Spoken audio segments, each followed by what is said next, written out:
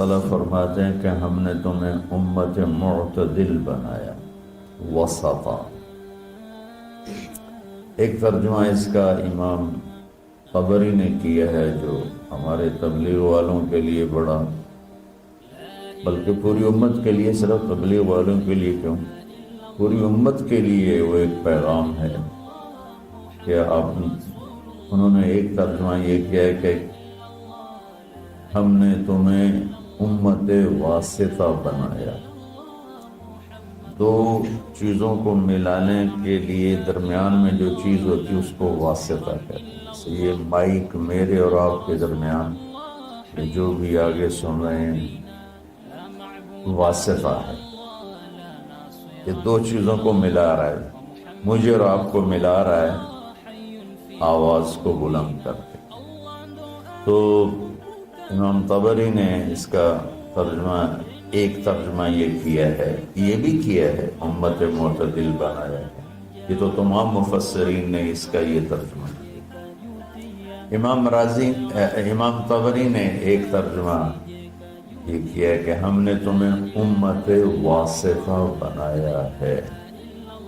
جیسے پہلے انبیاء آتے تھے اور وہ واسطہ ہوتے تھے اللہ اور بندوں کے درمیان، کہ لوگ اللہ کو نہیں جانتے تو ایک نبی آتا ہے، رسول آتا ہے، وہ لوگوں کو اللہ کا تعارف کرواتا ہے اور اللہ سے ان کو ملا دیتا ہے، اللہ کے سامنے انہیں جھکا دیتا ہے اور انہیں صراط مستقیم پہ کھڑا کر دیتا ہے۔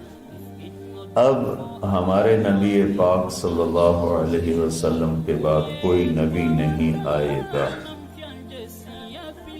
تو لہٰذا اے امت محمد اب تم واسطہ ہو۔ ہمارے ذمے ہے، جو تبلیغ والے کر رہے ہیں، ہمارے ذمے ہے کہ ہم اب اللہ کے پیغام کو لوگوں تک پہنچائیں اور ہم واسطہ بنیں بندوں اور بندوں کے رب کے درمیان۔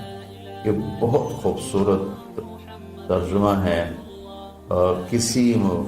جتنی تفسیریں میں نے دیکھی اس میں مجھے سوائے طبری کے اور کہیں نہیں ملا، اور آپ کے شاید علم میں ہوگا کہ طبری پہلی تفسیر ہے جو امت میں لکھی گئی، ابن جریر طبری رحمۃ اللہ علیہ۔ تو اللہ تعالیٰ نے ہمیں امت واسطہ بنایا ہے۔ کوئی تبلیغ میں نہیں جا رہا یا جا رہا ہے، امت ہے تو ہم امت واسطہ ہیں۔ نماز سب پہ فرض ہے، بہت تھوڑے سے لوگ پڑھتے ہیں، تو جو نہیں پڑھتے ان کی معافی تو کوئی نہیں۔ زکوٰۃ بہت تھوڑے لوگ دیتے ہیں، جو نہیں دیتے ان کو معاف تو نہیں۔ تو ایسے ہی میرے عزیزو، اللہ کا پیغام پہنچانا، اللہ سے لوگوں کو ملانے کی کوشش کرنا، یہ ساری امت کے ذمے ہے۔ بہت تھوڑے سے لوگ کر رہے ہیں، بے شمار امت ہے جو بھول چکی ہے، اور بھولنا بھی بھول چکے ہیں۔ مدت ہوئی صیاد نے چھوڑا بھی تو کیا، تاب پرواز نہیں، راہ چمن یاد نہیں۔ مجھے یہ شعر بڑا فٹ آتا ہے کہ شکاری چھوٹے سے پرندے کو گھونسلے سے اٹھا کے لے آتا ہے اور اگر اپنے پنجرے میں ڈال دیتا ہے، جب اس پرندے کی شعور کی آنکھ بیدار ہوتی ہے تو اپنے آپ کو ایک پنجرے میں دیکھتا ہے، اور ایک کوٹھالی میں اس کے لیے دانہ پڑا ہوتا ہے، ایک میں پانی ہوتا ہے۔ بس وہ وہاں سے دانہ اٹھاتا ہے، وہاں سے پانی کے چند قطرے لیتا ہے اور وہیں پھڑ پھڑا کے بیٹھ جاتا ہے۔ اور جب اس کی آنکھ ہی وہیں کھلی تو اس کی ذہنیت اور اس کا جو مائنڈ سیٹ تھا وہ فکس ہو گیا کہ بس یہی میرا جہان ہے، یہی میری دنیا ہے۔ تو وہ پرندہ جوان ہو گیا، تو شکاری نے ایک دن دروازہ کھولا پنجرے کا، کہا اپنے چمن کو لوٹ جا، اپنے جنگل کو لوٹ جا۔ تو وہ آگے کہتا ہے تاب پرواز نہیں، مجھ سے تو اڑا ہی نہیں جاتا، اور اگر میں اڑ بھی جاؤں تو راہ چمن یاد نہیں، مجھے تو یاد نہیں تم مجھے کہاں سے لائے ہو، تو میں کدھر جاؤں، تو میں نے اتنے ہی رہن دے۔ تو اس وقت امت محمد صلی اللہ علیہ وسلم دکانوں کے پنجرے میں، فیکٹریوں کے پنجرے میں، ملوں کے پنجرے میں، زراعت کے پنجرے میں، کاروبار زندگی کے پنجرے میں ایسی بند ہوئی ہے، بس صبح گھر سے اپنے کام پر، کام سے گھر پر، گھر سے دکان پر، دکان سے گھر پر، یہ سارا ماحول ہے۔ اب جب انہیں کہتے ہیں کہ بھائی تمہیں اپنے چمن کو لوٹو، تمہیں تو دنیا میں اللہ کا پیغام سنانا ہے، تو کہتے ہیں تاب پرواز نہیں، راہ چمن یاد نہیں۔ تو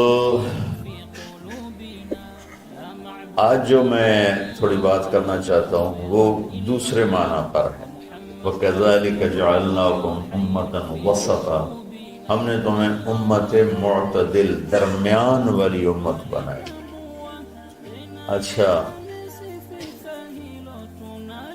یہ جو آیات کی نمبرنگ ہوئی ہے یہ بہت بعد میں ہوئی ہے، اللہ کے نبی کے دور میں یہ آیات کو نمبر نہیں لگے ہوئے تھے، اور اس طرح ایک ایک آیت الگ نہیں کی گئی تھی۔ بعد کے علماء نے اپنی محنت کوشش سے یہ آیات کا عدد تعداد مقرر کی۔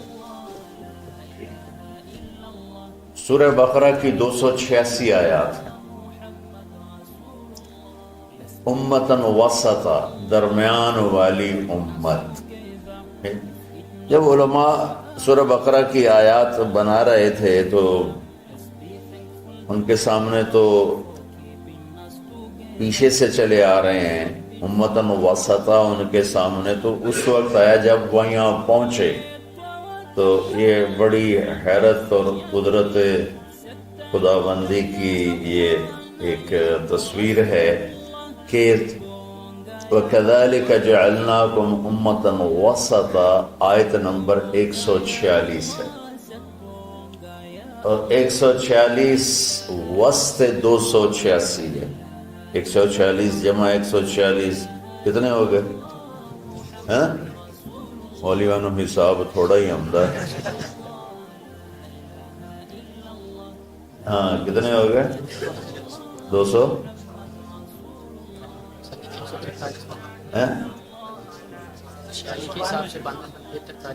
نہیں، پھر یہ آیت نمبر 143 ہے۔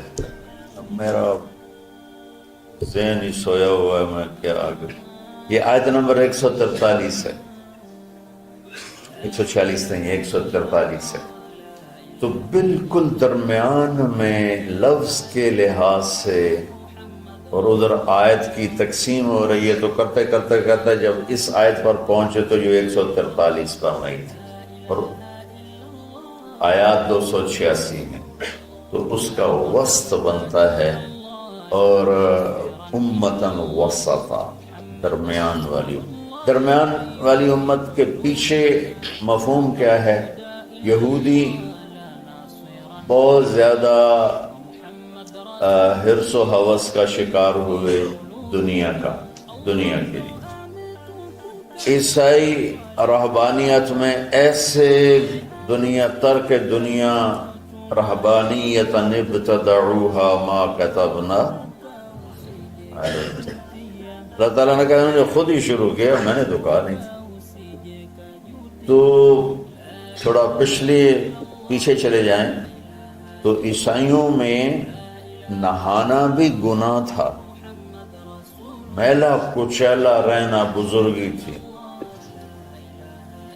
بو آ رہی ہو، کپڑے گندے میلے، زبردستی اپنے اوپر اس قسم کے مجاہدے ڈالنا، تو ان کا رہبانیت ابتدعوها ما كتبنا علیہم، میں تو اسی آپ پہ شروع کی تھی، میں تو نہیں کہوں کیا۔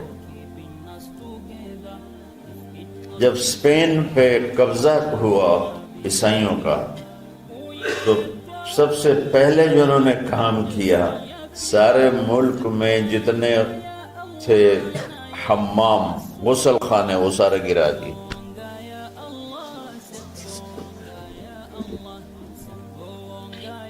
1970 تک انگلینڈ میں 1970 کچھ زیادہ کسی گھر میں غسل خانہ نہیں ہوتا تھا, ٹوائلٹ نہیں ہوتا تھا.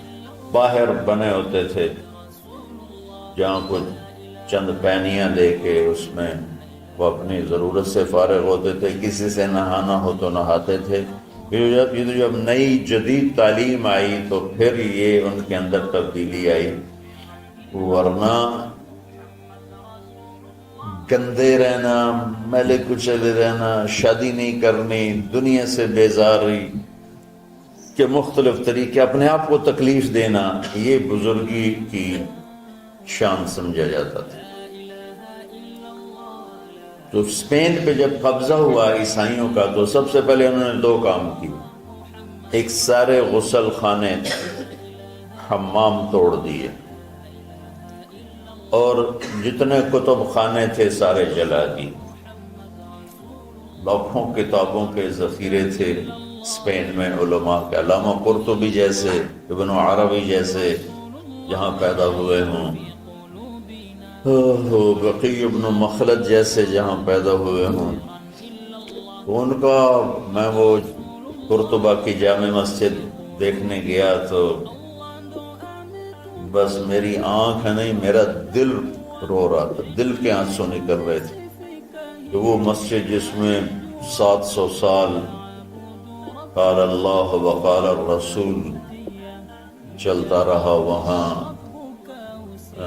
درمیان میں گرجا بنا ہوا تھا اور بت ہی بت ہر طرف رکھے ہوئے تھے, اور ایک بہت بڑی تصویر لگی ہوئی تھی جس میں ابو عبداللہ جو آخری بادشاہ تھا غرناطہ کا, وہ فرڈینینڈ جس نے غرناطہ فتح کیا اس کو چابیاں پیش کر رہا تھا, اور اس کی بیوی ملکہ ازابیلا اور فرڈینینڈ یہ دونوں ایسے کھڑے ہیں, اور ابو عبداللہ وہ تصوراتی خاکہ تھا, وہ یوں غرناطہ شہر کی چابیاں پیش کر رہا ہے. بہت ہائی لائٹ کر کے بہت بڑی تصویر لگائی ہوئی.